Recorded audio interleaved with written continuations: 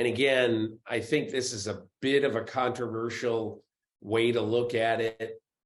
But if you gave me my choice last year, at the end of the season, between a healthy Dak Prescott and a healthy Brock Purdy, I'd take Purdy. Now, that isn't all performance related. It has something to do with the fact that I don't want to pay Dak Prescott $1 jillion. I don't want to pay a lot of quarterbacks $1 jillion. And I'm not trying to be an old fuddy-duddy about this, but I would really like to see Dak Prescott play great in big games, like in really big games. And I think that is something that he still needs to do. Now, in 2021, I was very much on the Dak Prescott bandwagon. He threw for 4,500 yards or whatever it was, mid-30s touchdowns, kept his interceptions down. And I just thought he had really evolved and was really at one with McCarthy in that system.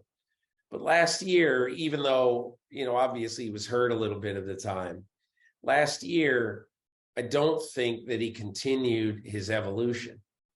And I think one of the things you're going to see Mike McCarthy do with him, I think, this is just my feeling, I think he's going to coach him a little bit harder than he has been coached. That's just how I look at it. I think McCarthy sees a quarterback who's talented, who probably is going to be the long-term Cowboys quarterback. And this kind of one of the same problems I have with Lamar Jackson, has not been a good playoff quarterback. And in the NFL, that is what it's about. It's about playing great when the games are the biggest. Dak Prescott has won 2 playoff games. And, he's simply got to do better than that. So I think I look at McCarthy this year. I think he's going to coach this quarterback a little harder. And, the one thing I do like about what the Cowboys did last year, they said, look, we know we're paying Ezekiel Elliott, whatever the number was last year, I forget, 10, 12 million bucks, whatever it was. But the fact is, Tony Pollard's a better football player, and he is. And maybe he's not better on the goal line, but that's about the only place he isn't better than Ezekiel Elliott. And the Cowboys last year finally came to their senses. And, you got to be careful because, Tony Pollard is a little bit like, so many of these pitchers in baseball now, where if you overuse them, because they're just not simply being used to being horses the way they were in Nolan Ryan and Bob Gibson's day, that you're going to wear them out. And I do think that they were smart about Tony Pollard, but they also know that Tony Pollard is better in today's football for a running game than Ezekiel Elliott is. So good for him. Apparently he'll play under the franchise tag. And I think now you look at it and you look at Dallas, and I just think I think Mike is going to be demanding of Dak Prescott. Not to say that, last year that a lot wasn't demanded of him. It was, but I think he's going to get coached harder this year. Peter, what to you just defines a Mike McCarthy offense? You know what I mean? Because, back when I covered Green Bay, it was a lot of Aaron Rodgers on autopilot, doing his thing, changing plays, second reaction.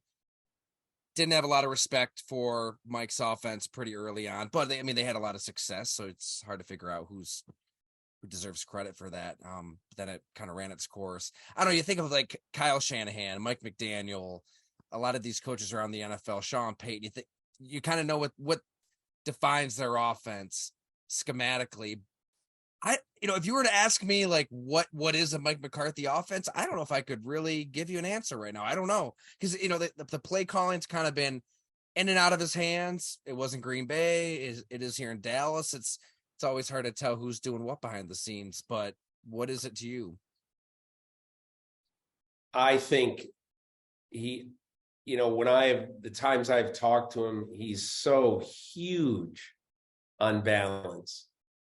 And, I think one of the things that you look at in a McCarthy team is, last year they were, I'm going to guess, somebody I'm sure could figure this out, but they were about 54%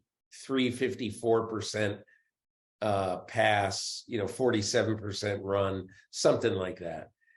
And I think that's about where McCarthy wants to be, because I think he knows that, he will pair Tony Pollard with somebody else in the backfield.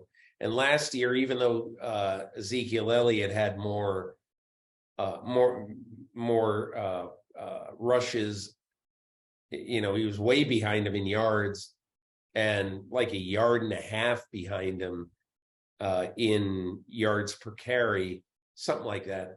And I think one of the things that McCarthy wants to do is, I think he always would like to have a team that's going to run, say, 45% of the time, because I think he believes that their quick strike ability is good enough. I mean, if you look at it, the last half of last season, and again, I'm proud. I'm going to be off a little bit, but I think in the last half of last season, they had 40 points or more in a game 4 times, and it might be a little bit more than half, but I think he believes that that's the kind of stuff that works. I bet if you go over a bunch of those games, it's not Dak Prescott every game throwing for 410. Well, I mean, because he obviously didn't have that kind of year.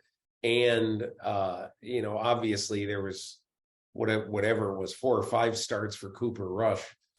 But I think I look at this as McCarthy is going to prove this year that the run isn't dead. And I think he is not, I'm fairly sure that he is not convinced that Dak Prescott should be a guy who throws it 650 times a year. I think he believes that, if Dak can play a 17-game season, you throw it, 30, 33 times a game, and you really try to eat the clock a lot. They've got a very good offensive line, and I think that's the kind of offense you'll see with them this year.